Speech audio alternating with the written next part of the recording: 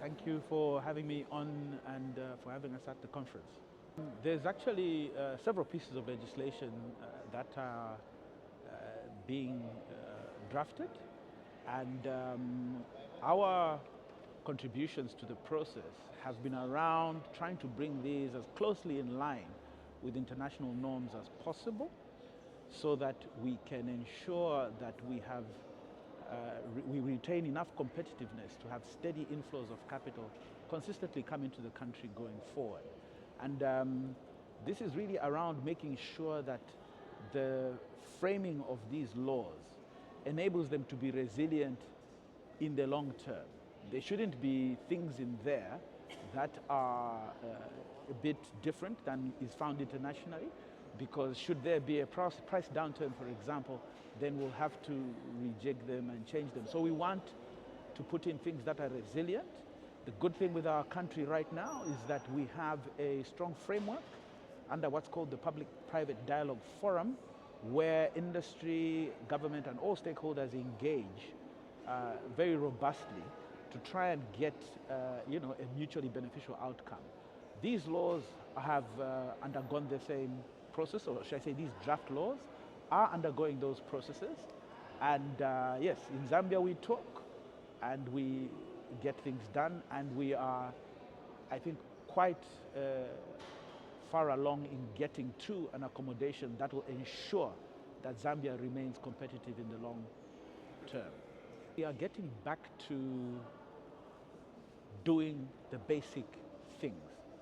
Prior to this, the country was spending a lot of time adjusting its laws and really trying to find its footing.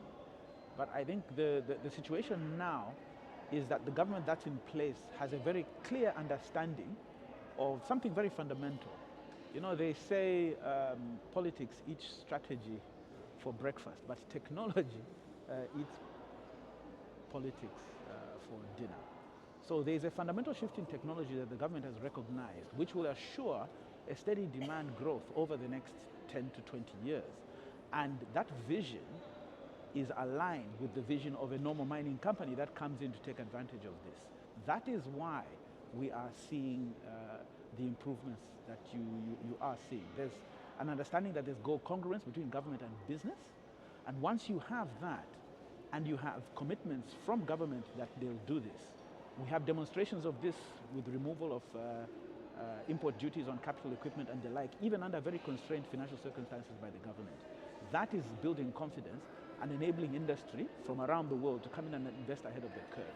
That's why you're seeing what you've been seeing, and why you will continue to do so.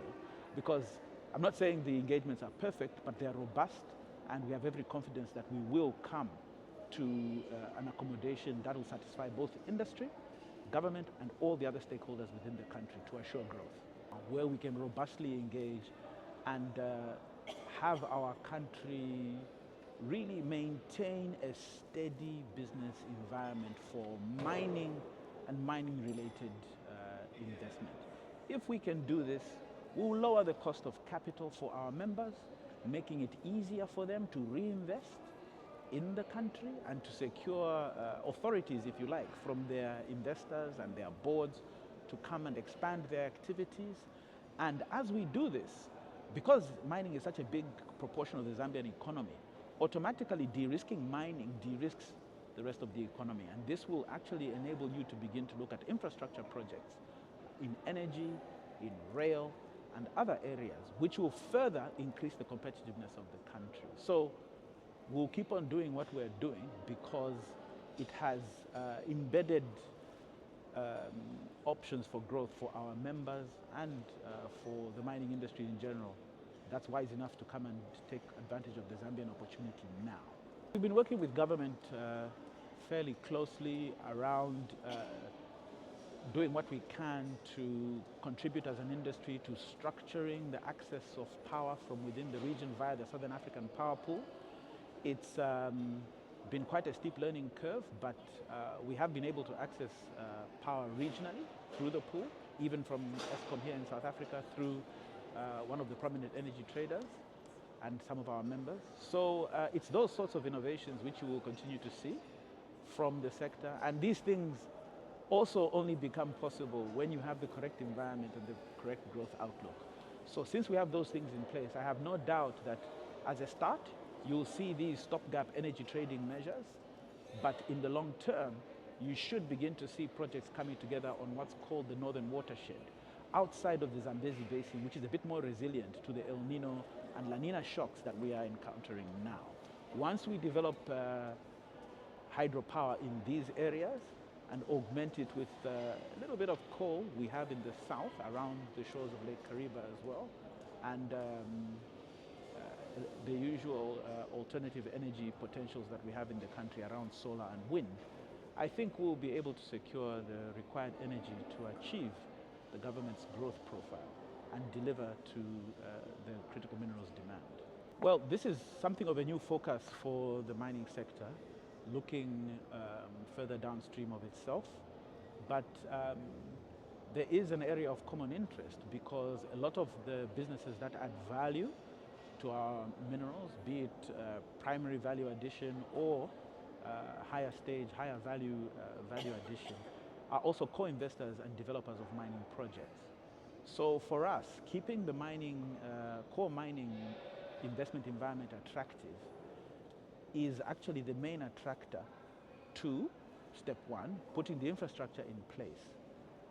That will then, step two, bring in these people who will add value on site and enable the logistic challenge to be around the movement of high value goods to port and everywhere else in the world. So again, sticking to the knitting and keeping mining as competitive as possible embeds the option to further develop this value addition, which will be, I think, the driver of most of the growth that our country so badly needs. Well, I think the key message that we have here is that in Zambia, we talk. We have a formal framework under which every quarter industry and government engage openly with stakeholders there, and we iron out whatever issues are outstanding.